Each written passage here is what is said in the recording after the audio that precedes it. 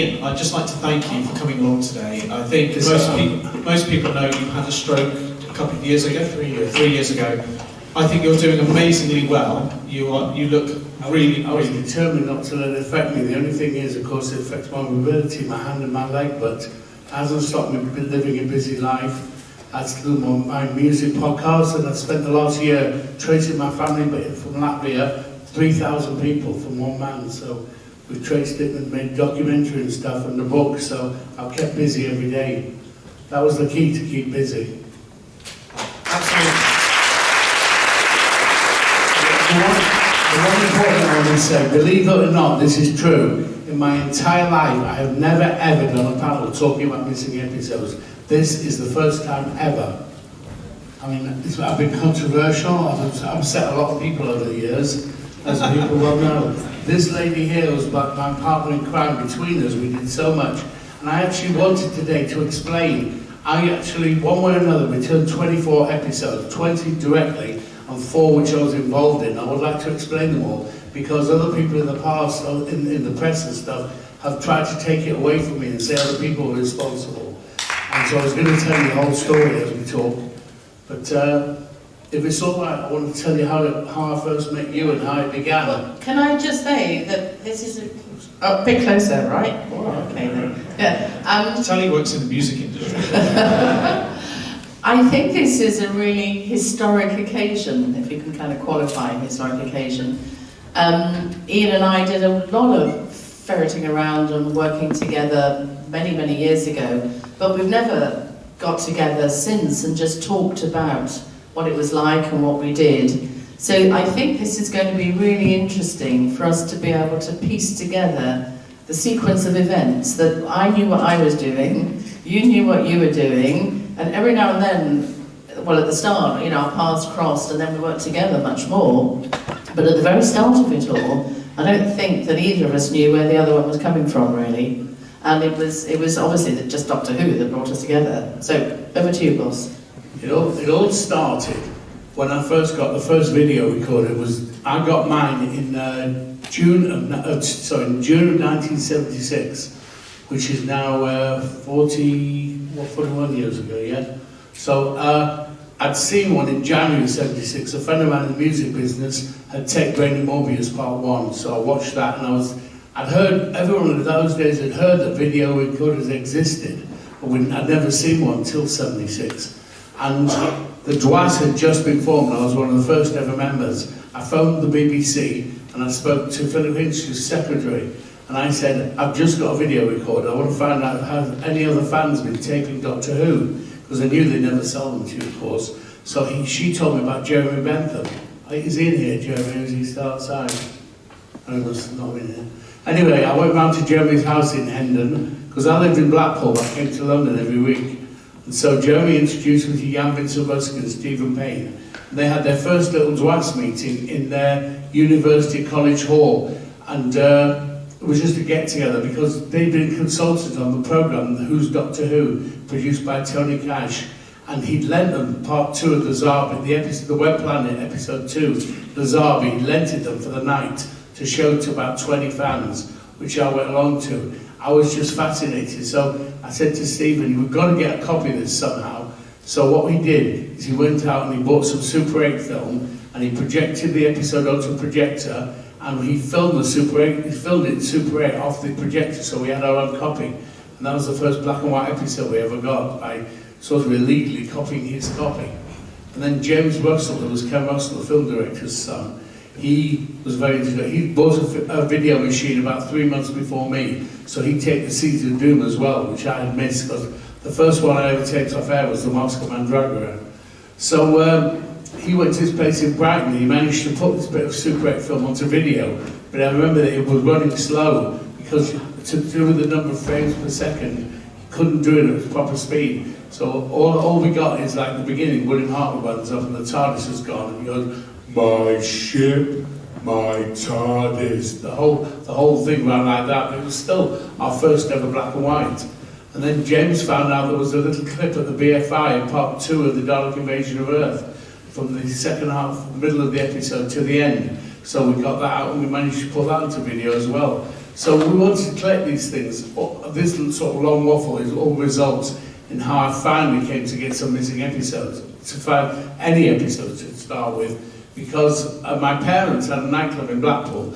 The people who ran the exhibitions, Lord Martin and Terry Sampson, they used to go to my parents' nightclub for dinner. They brought John Pertwee once. So my mum, I'd go back to Blackpool, my mum says, quick, Doctor Who's here. So I went down there, we had dinner together, and I got friendly with them. So when I was on a plane with them, going to a music business convention, I said to them how much, every time I phoned the BBC and tried to buy an episode, they refused. They said, you can't buy it, we don't sell to the public.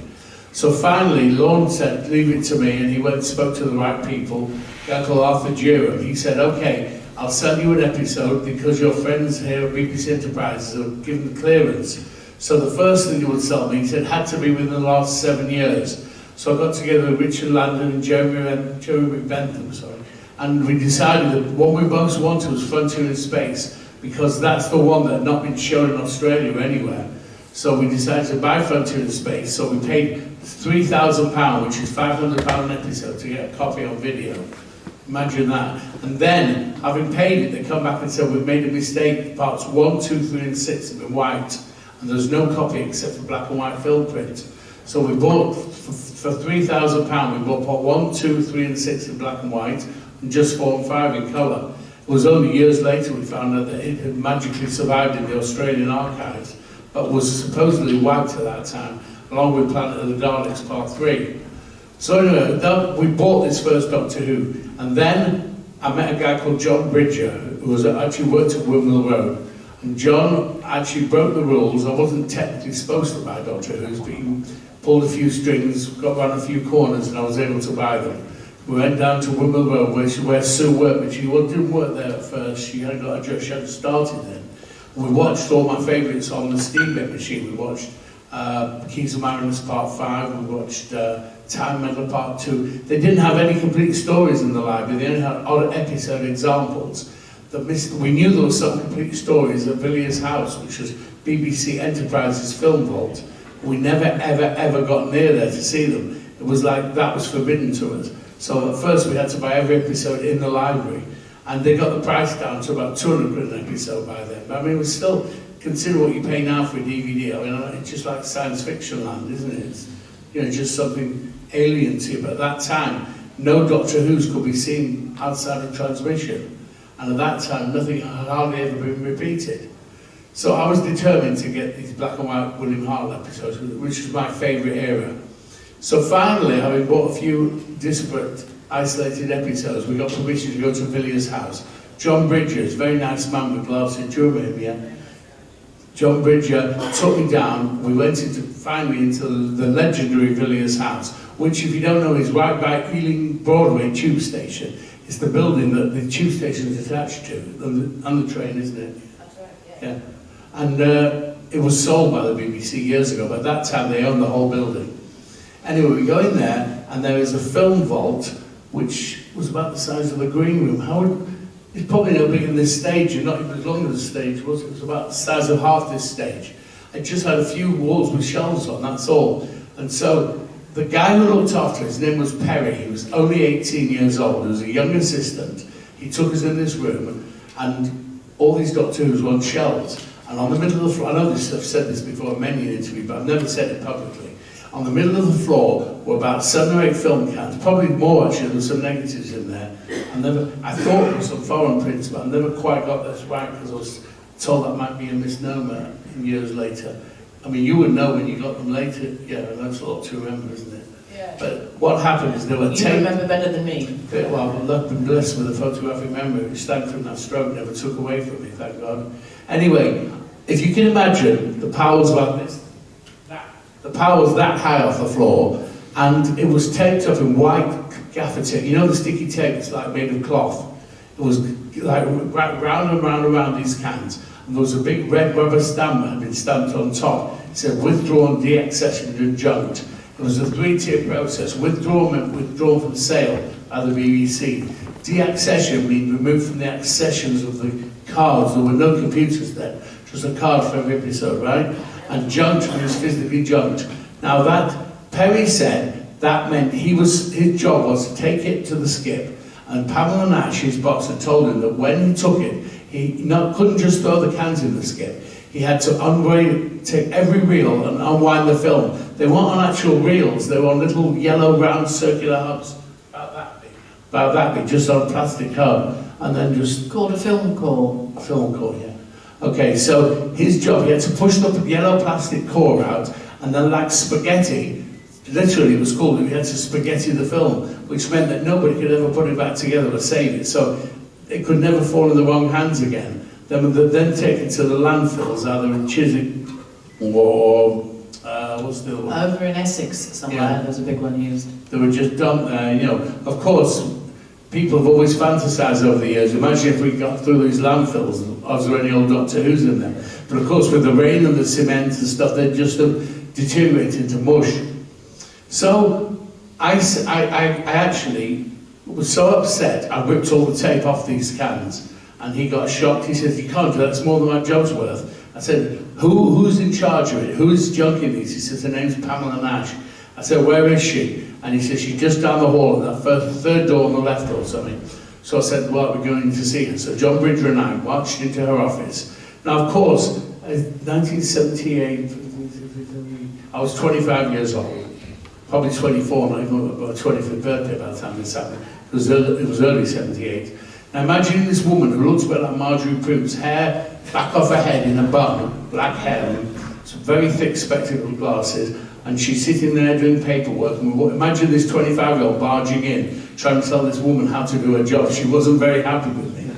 So we walked in. John Bridger was very tactful. He says, "Mrs. Nash, look, I've got a customer here who's buying the old Doctor Who." So she said, "That's nice for you." And so he said, "Unfortunately, we've just found one that's just been junked." And she says, "Well, we only have them for 7 years, then we junk them, and many of these are overdue. We're starting a purge now to get rid of all the old ones." So I said, "Look, I'm buying them, please don't destroy them." She says, "How dare you tell me how to do my job?" And she just really got an attitude about it. So I started arguing with her, and of course I rubbed her back up the wrong way. She didn't like me at all. And what happened is John Bridger pulled me aside. He says, "Look, there's a wonderful new lady who just started a job within the last month as an archivist. There's never been an archivist before at the library. Her name's Sue Malden, and we're going to go and see her. Just leave it." So I went back to Perry first of all. I said, "Perry, please promise me, give us a chance to go back to the Beeb. Promise me that you won't destroy these films in the meantime." He said, "Well, she can be very bloody minded." I said, "Look, please, John Bridger says, look, trust me, I work for the BBC, we're going to get permission to keep these.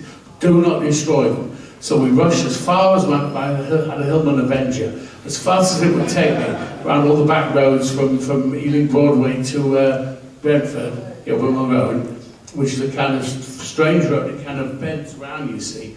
So we went there, and John had obviously met Sue before this day, because he knew, he said, "You were a lovely lady." So we go into her office. I'm almost in tears, if you can imagine, because my goal all my life was to save the old Doctor Who's and collect them. And of course, up till recently, we believed stupidly that everyone existed. It was only in '76 when Jan and Steve found out of Tony Cash they had destroyed loads of them. And of course, they copied Galaxy 4 Part 1. They took a clip of it for the documentary. It has sat on that shelf in 1976 when they filmed it. And that was when, so for 11 years it sat on Enterprise's shelf. And after that, this wretched woman had actually destroyed the negative after it had been used, because her argument later was nobody ever had used them or wanted them. This had only just been taken out for a TV clip and put back, and she'd gone and destroyed the bloody original negatives. So you wonder why we're upset with her. I mean, the people always say, well, she was only doing her job, but I still, having met the woman, having saved the Daleks, it still infuriates me anyway. But Sue, we're in a panic, and we come into your office and say, "Oh, you must have thought of us." And John said, "Look, can you do us a letter? We'll drive back and give it by hand." So Sue got a BBC headed paper, BBC logo in red, wasn't it, with black writing. That's right, yeah. And she typed a letter out, "Please accept Ian Levine and John Bridger as my representatives. I'm the new archivist, and I want this Dalek story saved in Series B. So please, would you keep it safe until I can make more formal arrangements to get it over to the Wimbledon Road Library." And so once we put that in front of us, nothing she could do, the thing was safe then. But literally 1 day later, I mean, I'm not exaggerating to you, one day and you had no Dalek story now. And you still wouldn't. The only episode that ever turned up was that with the guy that had part 2 of the master plan, he had part 5, a very ropey copy apparently, but you still wouldn't have the other 6 episodes to this day, would you? So what did you think when all that happened?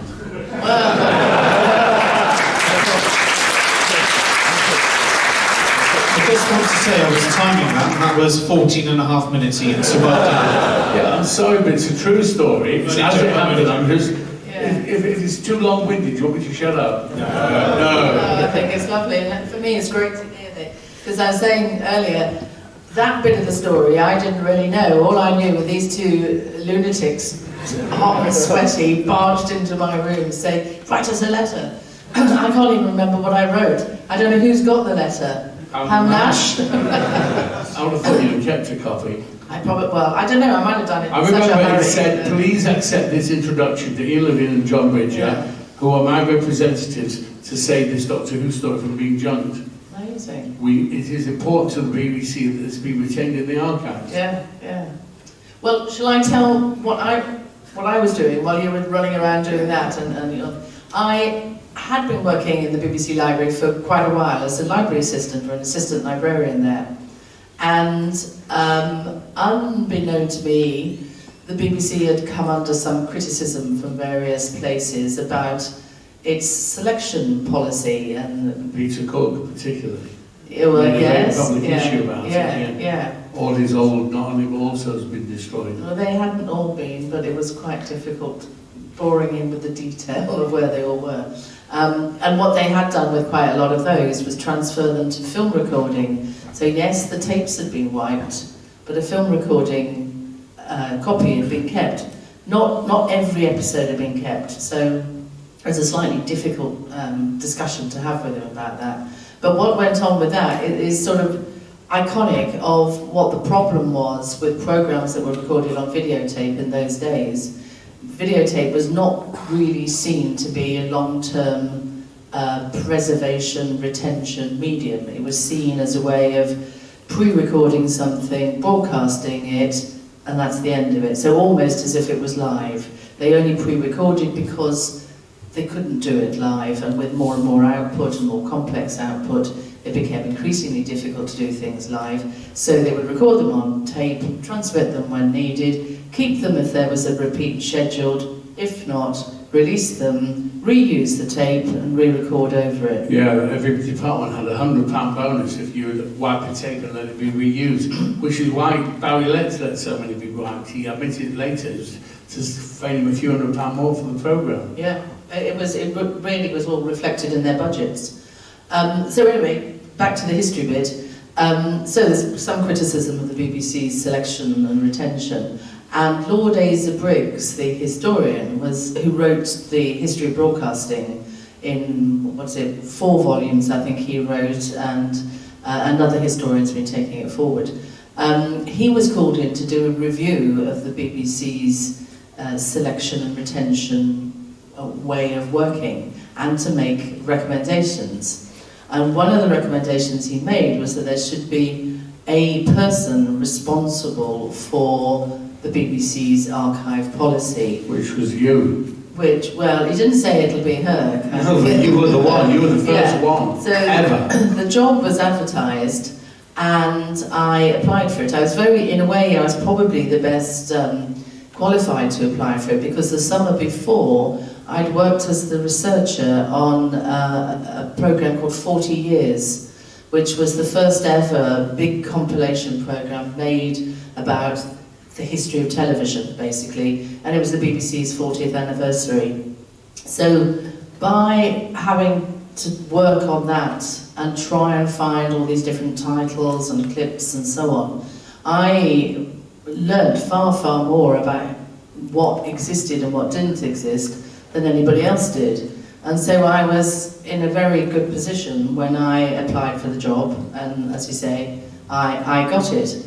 Until I'd begun as a researcher on 40 Years, like you, I had presumed that everything that had been made and broadcast was tucked away in the library or the archive on the shelves somewhere. I was really shocked to find out it wasn't. So while I was doing the research, I really had to focus on finding things, and if I couldn't find what they wanted, try and find something else, and so on. But as I went along, I did try to find out why these things didn't exist. And I'd get some answers, but not a lot. So all that was very much part of the interview for the Archive Selector post, and I was successful and got it. So the buck stops there, kind of thing. So I had to draw up a selection retention policy for the BBC, using the expertise of some other people in the archive, of course, and then had to kind of publicly communicate that to everybody within the BBC, all the production departments, who had financial interest in wiping tapes. They did. To save their budget. And so... It was Ronnie Marsh who made a policy Yeah. to get people to wipe their tapes and save money. Yeah, I mean, but the highest management were across that. So there was little me coming along to them saying, well, I think this is going to mean we'll retain far more tapes than we've done in the past. And in fact, it's me who's going to decide what we keep, not you. Only, of course, I didn't put it like that. I was terribly polite and humble. I was lucky because being a bit of an influence on you, pushing you very hard, Doctor Who became a priority. Oh yeah. Now there are two things to say about the Doctor Who involvement in all this. Was first, when I started the job, it was quite kind of political with a small p. So I worked like the clappers to get this policy done, get round all the production departments, put in place the process within the library and the archive to make sure that all film content that I said should be kept was carefully kept. At the time, the management of the videotape libraries was really still with BBC Engineering and was only just being handed across to the film library librarians to manage. We were always arguing it doesn't matter what format the programme's on, whether it's film recording or videotape, it's a programme that should be in the programme archive. I'd forgotten you were the first person to get them merged, and you had all the Doctor Who's brought from BBC Television Centre to Windmill Road. Yeah. So if you remember, one Dalek episode was popping up the door, the rain was pouring on it. Oh, yeah. But I've got two very important questions for you that Just before we move on, I do have to credit my boss, Anne Hanford, with quite a lot of that. I was her, I had to carry out a lot of the strategic things she could see needed to be done, and she battled for many years to get the rights for the archive she's to look never after been the tape. mentioned before. No, not to my, No. you've never really got any credit for this. No. You have, thankfully. You and then Steve Brown and Adam Lee. Yeah. So I was beavering away, getting this policy drawn up, telling everybody, all the heads of production, this is what was going to happen, telling the engineers, and so on.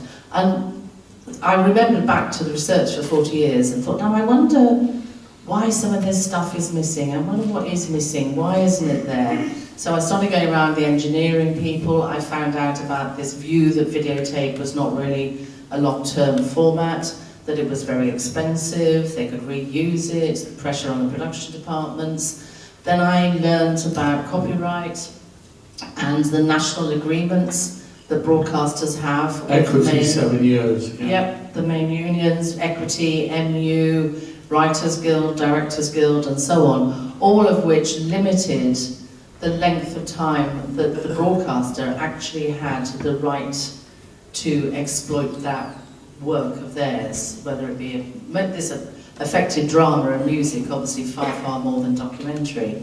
And after 7 years, they had to decide whether it was worth renegotiating all those rights or not.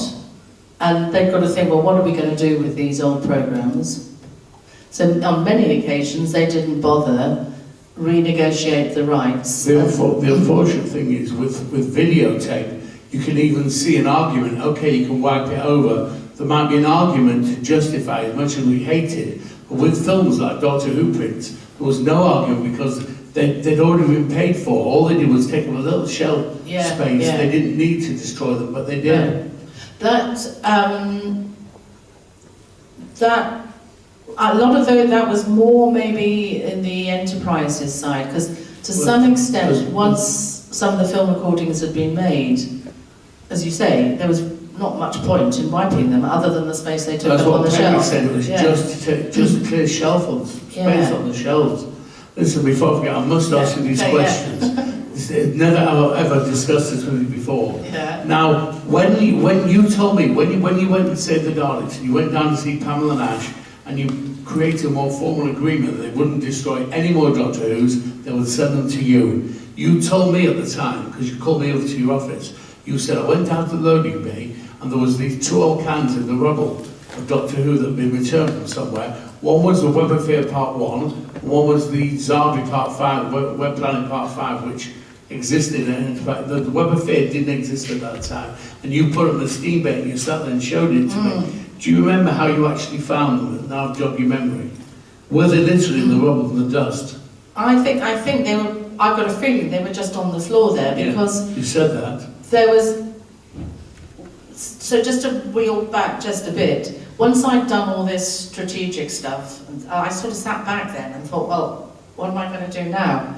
And I just thought it would be really interesting to statistically get an understanding of how many programs had been wiped. I mean, of course, you could get figures for that, but I wanted to look at an iconic series that would have touched many people's lives, that we'd all know about, that had run for a long time, and to find out how many had been transmitted in the first place, how many were left, why weren't there that number left, and why and what could I do about finding them? Let me just add something to this. And I gave you a list, and you're not going to believe what I'm going to tell you. There were 153 Doctor Who missing on that list. 153. That's how many were missing at first. Yeah. Sue, in a brilliant stroke, got that down very quickly because she had a friend who worked for Pamela Nash called Enid. Enid.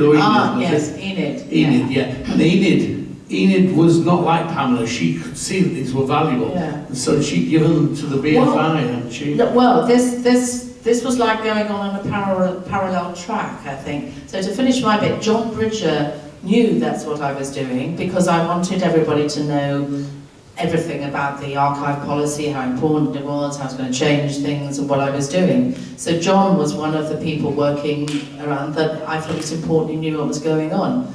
And he hooked up with you. And he's never had a credit for what he did. No, he was brilliant. But meanwhile, another aspect of my job, and I'm not quite sure of the timing of this, but as this well was as... straight after the Daleks, within 2 or 3 weeks of that, me giving you a list. You said I want a list, gave you a list of 153, and you came back and you said I found at least 12 of these at the BFA. Yeah, well, there are not that many there, because... Well, no, there were 3 complete stories, but we had missing episodes. Oh, okay. The library had 4 from a 10 Yeah. part story, Yeah. they had 4 from a 5 part story, they had 1 from a 4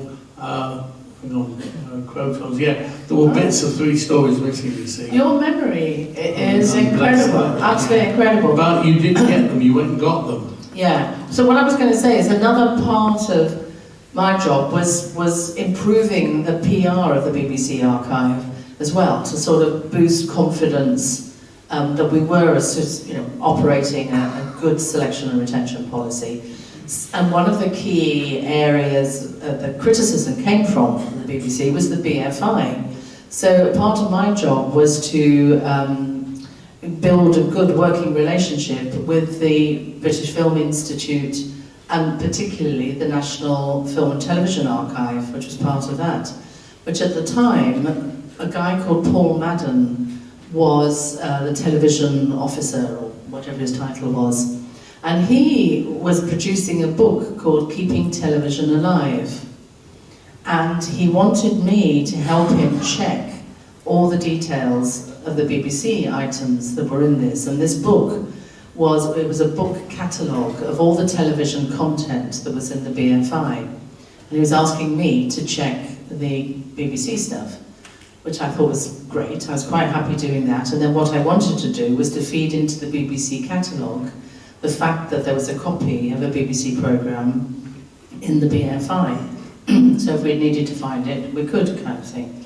And as I was going through these and checking them, there were 2 Doctor Who's listed, 3. Cool. Sorry, but it was the War Games, it was the Crotons, and it was, I think, the Dominators. Brilliant. Well, I know I can rely on your memory. There were 3. And so I went off and checked in the catalogue, and there was no sign of them. Nothing at all. And I thought, how the hell did he get, how on earth did he get hold of those? So I rang Paul and whittled on a bit about work and things like that, and then I said, oh yeah, by the way, where did you get those Doctor Who's from? And he said, oh, there's this lovely lady called Enid who works for BBC Enterprises in Villiers House. I met her somewhere, and she said, were we interested in them?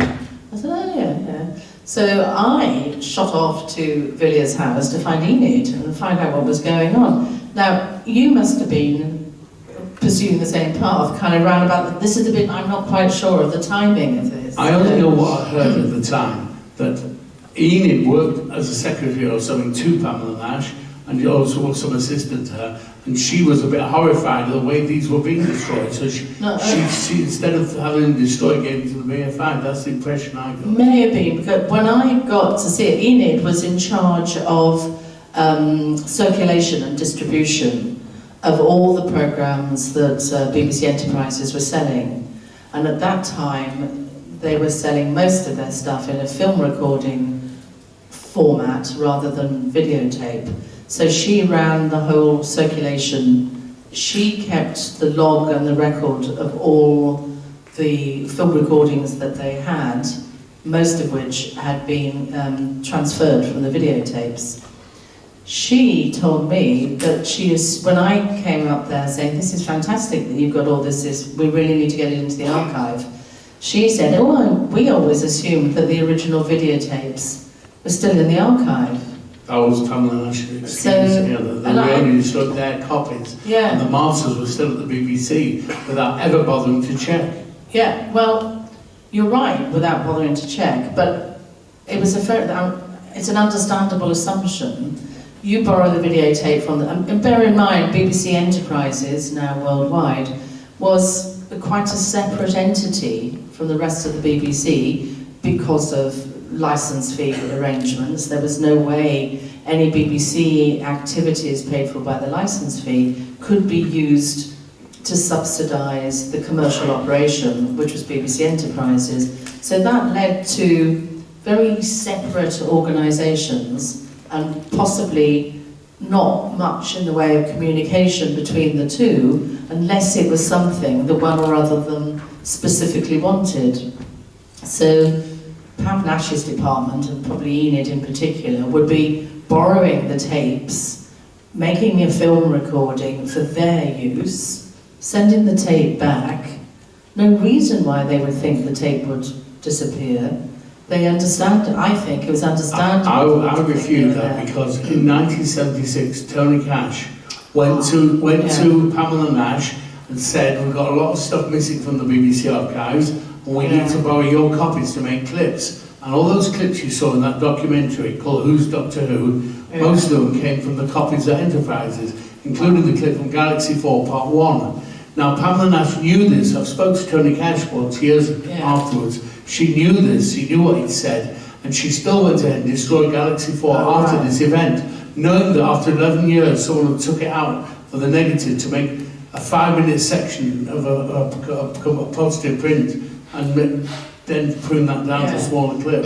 Well, I didn't know that, so I mean, I perfectly believe what you're saying. I mean, it's still missing that. So Jan Vincerowski was lucky because Tony Cash gave him the whole 5 minutes, which is why the longer clip exists. And then, of course, years later, part 3 of the story turned up, but part 1 never has.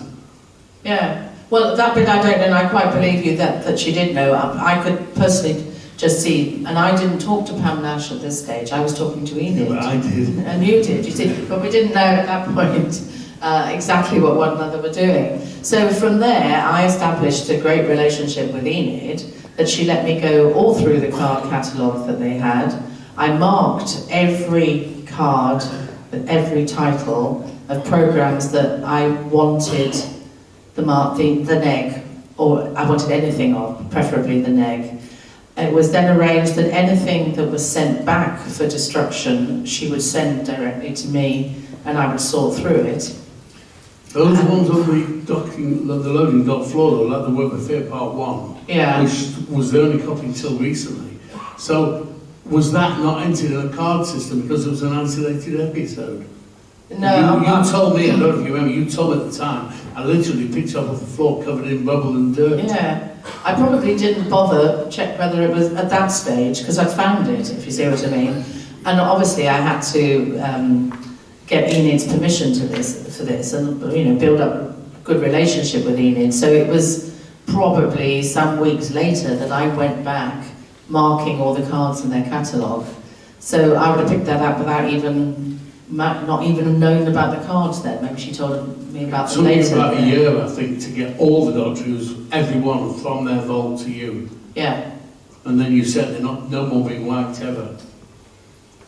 Oh no, there shouldn't have been any more being wiped because the other part of my job was putting in place this selection policy, which meant the transmission tape of every significant drama series of which Doctor Who would qualify would have a big archive hold put on it. The very scary part is if I hadn't done what I did on that day and come to you, that Perry said that Pamela had planned to delete all the other black and white ones from the 60s. So every single story, like the Keys of Marinus, the Aztecs, the Sensorites, Dalek Invasion, they would have all gone as well within 3 or 4 months. So by doing what we did at the time we saved all those old black and whites. Yeah. Well, those 97 missing now, there could be 297 missing if we hadn't done that. Yeah. How many did you say were missing when we started? 153. Okay, so We're down to 97 yeah, it's now. brilliant, isn't it? Yeah. And there's still hope. But then after that, we began a sort of slight Batman and Robin exercise in a way with... Who was Batman, who was Robin? Well, I would like to say, actually... If you let me, I wanted to just tell you a quick story about sure. what I did find. Yeah. There were 20 that I actually found and returned. The first one was my friend in Australia, David G, who was taping stuff off the air on Pneumatic. His dad had gone to the ABC and pinched 3 rolls of film, one of which was the War Machines Part 2, one of which was the Faceless Ones Part 1, one of which was the Chase Part 1, 2 of which existed, but the War Machines at that time did not exist at all. So that was the first roll of film I ever gave back to Pamela, to Sue Malden, ever to go in the library. That was number 1.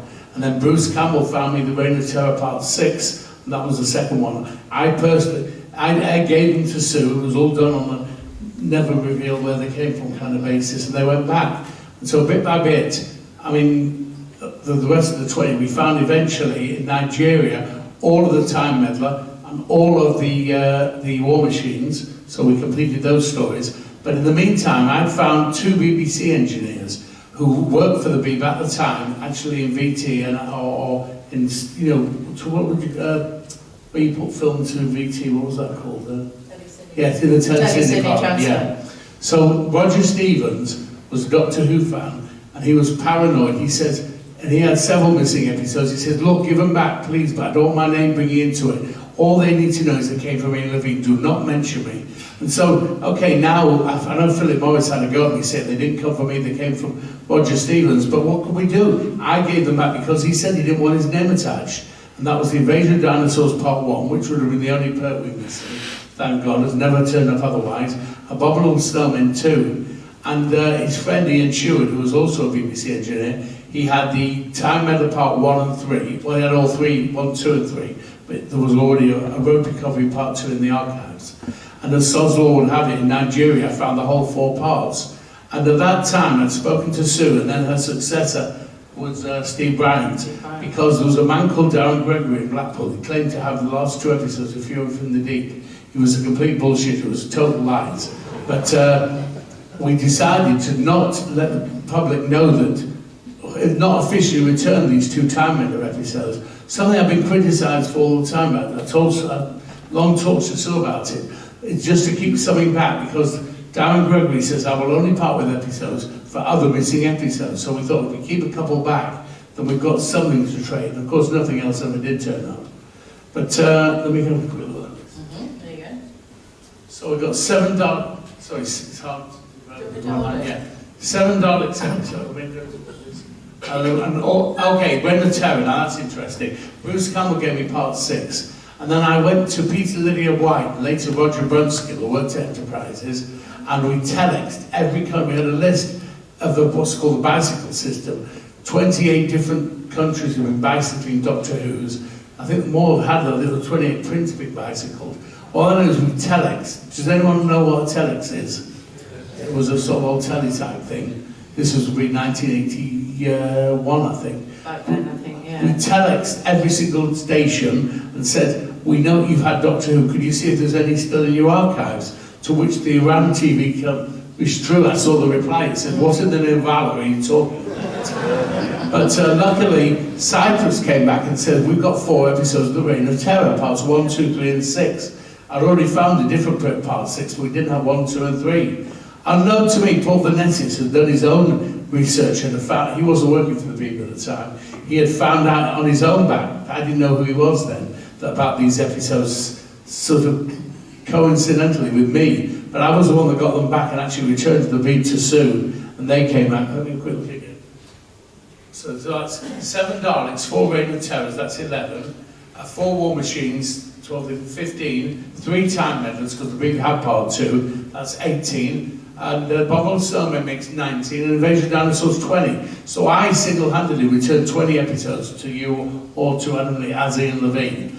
But I was responsible for, not personally, but I was involved in 4 more, because Paul Venetis found Even the Daleks 2 and Faces Once Part 3 of that guy, you probably all know the story about this, but Jeremy Bentham and I went to a convention in 1985, I think it was, in Brighton, Panoptica, and this guy, Saeed, he came down and he said, we're going to open the cinema across the road and show 2 missing episodes. So everybody gives us £10 and they can come in. So me and Jeremy sort of laughed in his face and said, it's a scam, go away. And of course, it turned out not to be a scam. It was had so many hoaxes at that time that we were much more sceptical than we used to be about it all. Anyway, Paul came to my house with the 2 film prints and he said, will you return, everything's in place in the parts for you returning episodes. Will you return these 2 for me? So I did. Although he found them, but I actually returned them. The other one was David Stead's copy of Within Space Part 3, which he did not want, although he worked for me, I don't know, did he work at the time or later? Probably, it was later. Yeah, he did work for me. He did not want them returned. He wasn't working then. He was quite happy for me to have a copy on video. He did not want the episode returned to the beat. I nagged him for 2 years till he finally gave in. I returned it to I think you were still there for Within Space Part 3. And the final one was the Toymaker, because we had telexed Australia, so will you please look for any missing Doctor Who's? And then about 5 years later they replied, we remember you asked for missing Doctor Who's, we just found this print of Part 4 of the Toymaker, so that came back. So I think I was directly responsible for 20 and indirectly for 4 more. I mean, I don't want to blow trumpets, right? It's not about who found what, it's about getting them back, that's what matters.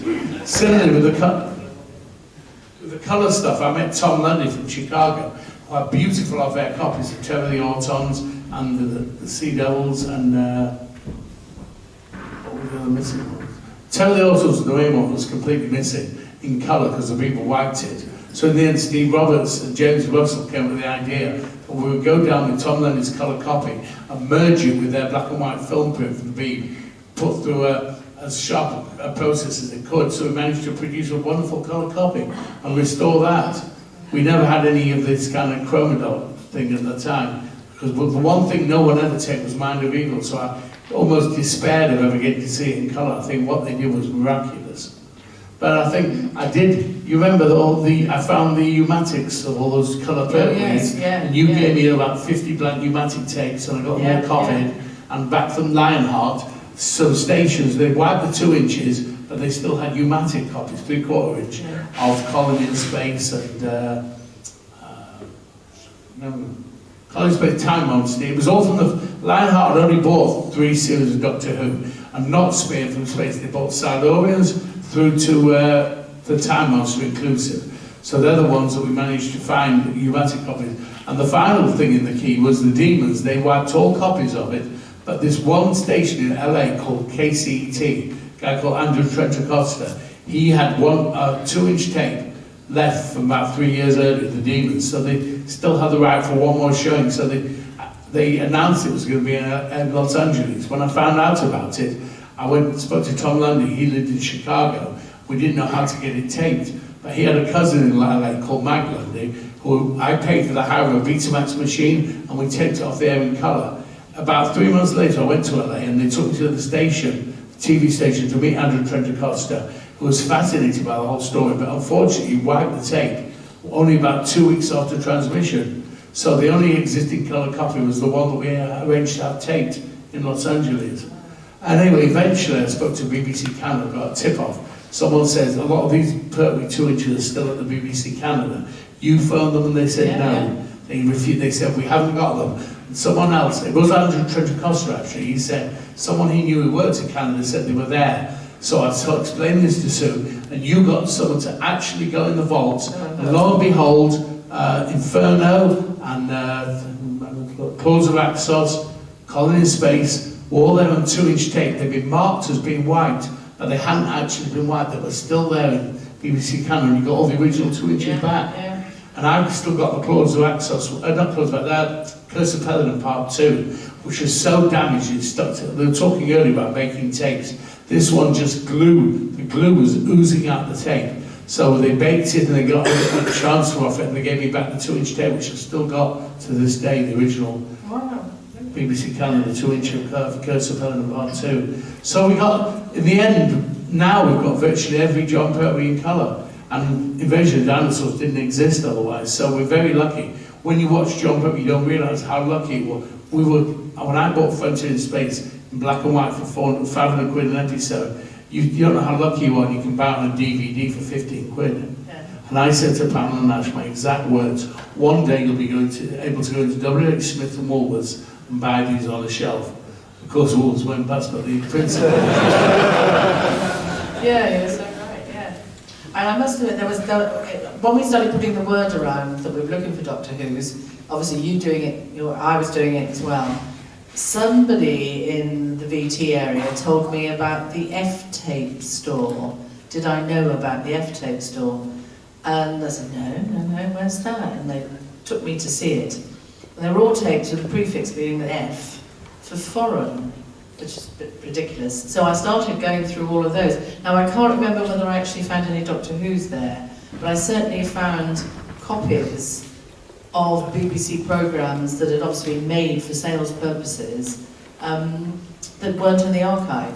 So that was just another indirect way. And from the archive's point of view, it was great that all these Doctor Who's were coming back, and it was just a wonderful coincidence that we both kind of working together like this. But in general, the leads that Ian picked up and passed on to me, or that I found out. 10 unknowns I found. Yeah, exactly. We managed to find many more programs that I were found missing. 11 that gave one other one back that Roger Stevens had. Yeah. You just reminded me though, David G from Australia, the man who saved that first War Machines episode, he told me he had a tip-off from a friend at the ABC. They still had a colour copy of Frontier in Space. It had been missing for the episodes all this time. So you rang them up and they said, no, we haven't. So I went back to him and said, Sue Malden's phoned them and said, no, they haven't.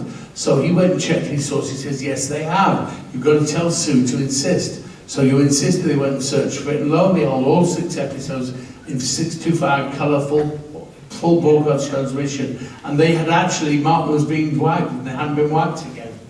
Which is similar to what Philip Morris did, because all the episodes he found of the Web of Fear and Enemy of the World were supposed to have been destroyed, and had Pamela Nash had insisted on certificates of destruction, so they had been marked as being destroyed, and the fact they existed was a miracle. Yeah, no, you're quite right. And that I think that happened in many places. That's why maybe we found that you found the Cyprus ones as well. The rule at the time, because of the rights, that once a broadcaster had used up all their rights to transmission, they were supposed to destroy the film or tape or return it to Enid back in Villiers House. Yeah. And if they did destroy it, send a certificate. Well, obviously quite a lot of people just filled out the certificate, sent it off, and didn't bother do anything. So quite a few things, yeah, exactly, quite a few things have been saved that way.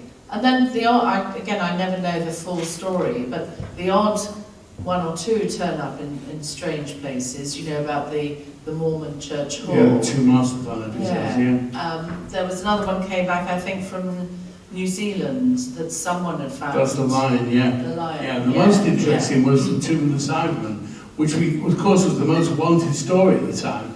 It was the holy grail of Doctor Who stories. And Singapore returned it because we'd asked them so many years ago. Adam Lee was at the time in your job. Adam phoned me up. I was in France at that music business convention. He phoned me up on my mobile phone and he said, "We've just found two in the Simon." I didn't believe him. I thought I was pulling my leg. And he says he's come back from Singapore because all those years ago you asked them to look. Some of them remembered they were looking for old Doctor Who, so they returned it.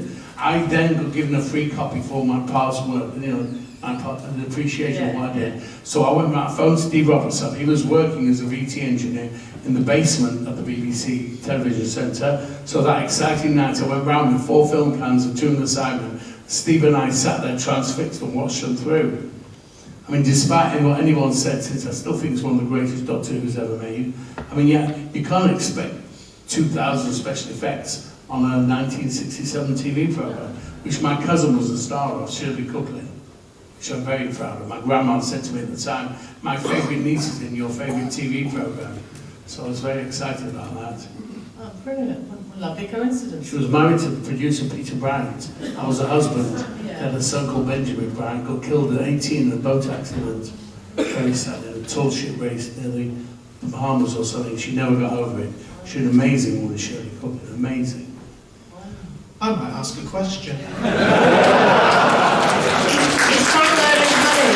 Please forgive me, I would like to hear some of the facts, the true facts that led to the recovery of the episode, that's all.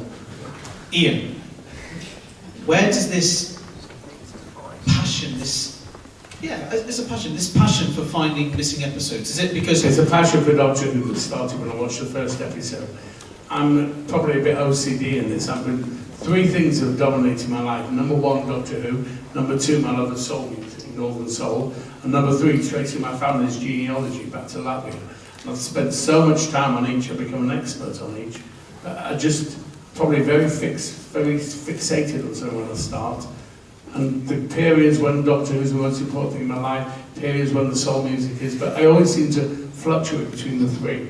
You've mentioned whilst you were talking that you have, rubbed people up the wrong way Many times. Many times.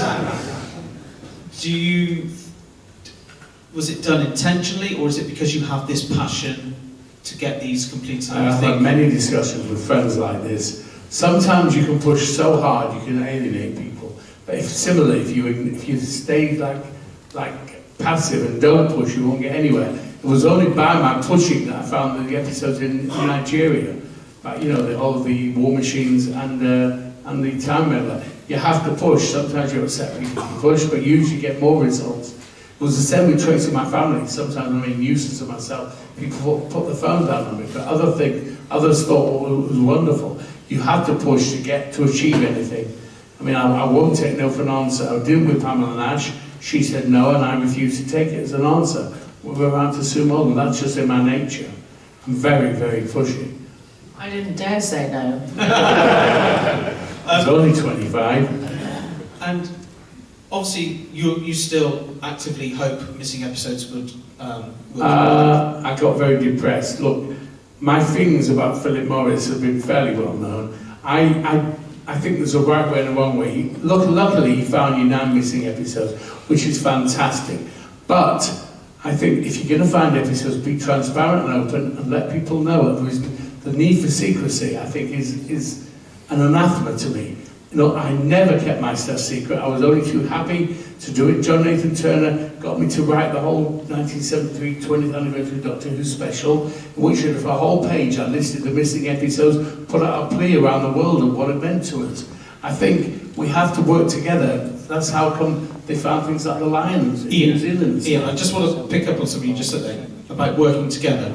So would it not make sense that, say, like the restoration team, you, Phil Morris, the BFI, BBC Archive, you all come together, regardless of any sort of personal interest? In principle, I've managed to rub the restoration team at all many times. But would it not make sense? You're all wanting that ultimate goal of having a complete archive.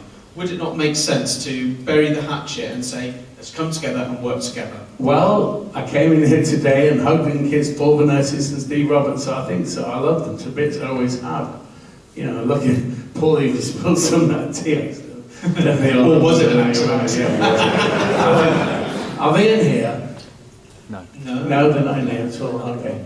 Well, I love them to bits, but I've been very close friends with them sometimes, but there have been other times when I've not agreed with their stance. There was a lot of bitterness over Charlotte, because I spent £41,000 finishing Charlotte with all the original actors except Tom Baker, which was very difficult. I mean, Paul did a wonderful job. Is he in it? Paul, I saw you, yeah, there he is. Paul did the best impersonation of Tom Baker. He sounds more like Tom Baker than the Doctor himself.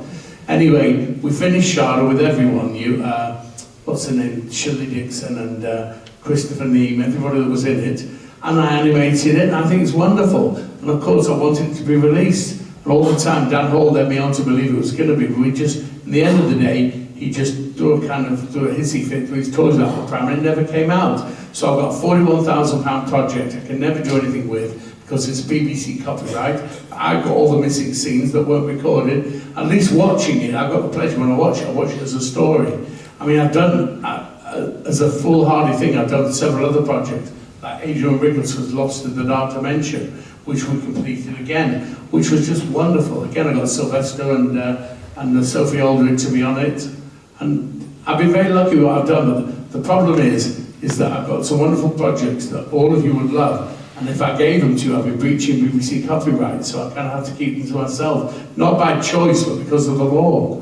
At least I've tried to get as full a Doctor Who collection as I could, and I think the loose cannon recons have been incredible, and they got better and better. And for me, watching that amount of picture changing with the soundtracks is the next best thing to having the thing. Although I love Power of the Daleks too, that was mind-blowing. I just hope we get another one soon. I got so much pleasure out of that animated Power of the Daleks. I must have watched it 6 times. And one final question before I open up to the audience, Ian. Back in the 90s, there was a... You okay? It's okay, I've got questions for Sue as well. Back in the 90s, there was a character by the name of Roger Barrett. Who we all got taken in by that. 10th Planet John Nathan Turner got taken in by that. He came to me, he said, we've just heard that 10th Planet 4's been returned. So we all got excited and we all believed it, and it was just a con. I mean, it was, Darren Gregory was the worst, because there's a guy, I can't tell you what names he uses on Twitter because they're quite rude to do in a public forum, but his latest name is Tommy Ashat, A-S-S-H-A-T, and he has tried so many hoaxes, and he really believes people are stupid enough to fall for them. And there have now been so many hoaxes that the real thing does turn up. I just ignore it because, you know, I've been hoaxed one too many times. All I will say, 10th Planet Part 4, watch this space. Oh, please, give me a break. Wait until the end of the day. Yeah, it was beautifully animated. Beautifully. Yeah, absolutely. Beautifully. I've said it before, Steve Robert, I wish he was in here, I wish Steve was in here to corroborate this. Steve Roberts said to me, every time you say there will always be 132 episodes missing, then something turns up. So we made a thing of it every time. So if I now say to you in public, there will always be 97 episodes missing, please God I'm wrong, because by saying it, I said it wanted to be wrong, and I'm saying it again, I want to be wrong, but I think by saying it, it's become a running joke, and by me saying it in public today, please God something else does turn up. I always dreamed of having every Doctor Who episode ever, but I mean, that's never going to happen. I just wish it would. I got carried in the whole Phil Morris wave of euphoria. I really believed he had 90 missing episodes, all these rumours that we're finding and shipments that people in Liverpool that people actually clocked in. I mean, we were all taken in by it, and he played along, to be honest. I love that he's returned missing episodes to you, but I hate how he's done it. I hate the secrecy and the cloak and dagger. I think it's not fair to us as Doctor Who fans to have the wool pulled over our eyes. Because even Edward Russell, is that the guy who worked for the BBC now of Cardiff? Is it Edward Russell? Edward Russell. Yeah, Edward came to me at one of those BFI things, and he says, we've got Marco Polo coming back along with The World of Fear and Enemy of the World. He was convinced that Marco Polo was coming back. Someone else was so convinced that they believed they found another copy of it, which I still question. And then they were told by Philip Morris not to buy it because if they bought it, he wouldn't return anymore. So there's all this cloak and dagger crap that I absolutely hate. Because here we are, 2017, we still haven't got Marco Polo back. I don't know if it is out there even. Or do we?